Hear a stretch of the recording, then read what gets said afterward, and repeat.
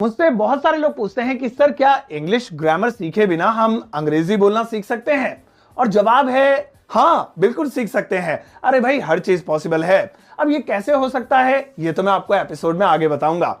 मेरा नाम है सरताज एंड वेलकम टू सीखो ऑफिशियल शो स्पोकन इंग्लिश। देखिए दोस्तों, अंग्रेजी सीखने के लिए हमें हमेशा थोड़ी बहुत इंग्लिश ग्रामर की जरूरत तो पड़ती ही है, जिसके जरिए हम छोटे छोटे सेंटेंसेस बनाना सीख सकते हैं और अंग्रेजी बोलने की शुरुआत करते हैं। लेकिन अगर आप चाहते हैं कि बिना ग्रामर सीखे, बिना किसी रूल का रट्टा मारे हम बस अंग्रेजी बोलना सीख जाएं, तो मेरी बताएं इन टिप्स को फॉलो कर लीजिए। नंबर 1, मेक एटमॉस्फेयर, यानी कि अपने आसपास अंग्रेजी का माहौल बनाइए। ये बिल्कुल वैसा ही है जैसे हमारे आसपास बचपन से हिंदी का माहौल है, इसीलिए हमने बिना व्याकरण यानी बिना हिंदी ग्रामर के ही हिंदी अच्छे से बोलना सीख लिया है।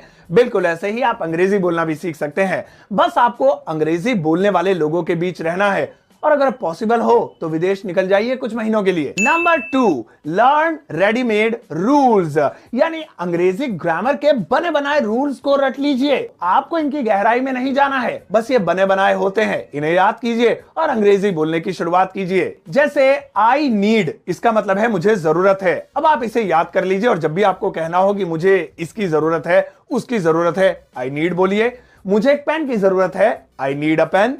मुझे कंप्यूटर की जरूरत है, I need a computer. Number 3, start with small sentences, यानी कि छोटे छोटे सेंटेंसेस से शुरुआत कीजिए। आप जल्दी ही बिना ग्रामर के ही अंग्रेजी बोलना सीख जाएंगे। अब जैसे बहुत सारे लोग अच्छी अंग्रेजी नहीं बोल पाते हैं, लेकिन उन्हें सॉरी बोलना आता है, थैंक यू बोलना आता है और चीजों को 1 2 3 में भी काउंट करना आता है। तो बस ऐसे शब्दों की लिस्ट बनाइए, आगे से of course, obviously, not at all जैसे शब्दों की लाइन लगा दीजिए और इन्हें अपनी जुबान पर डेली लाइफ में ले आइए। Number 4, listen speaker and repeat it, यानी कि सामने वाले की अंग्रेजी सुनिए, उसके सवाल को समझिए और बस उसी के सवाल को थोड़ा सा मॉडिफाई करके जवाब में कन्वर्ट कर दीजिए।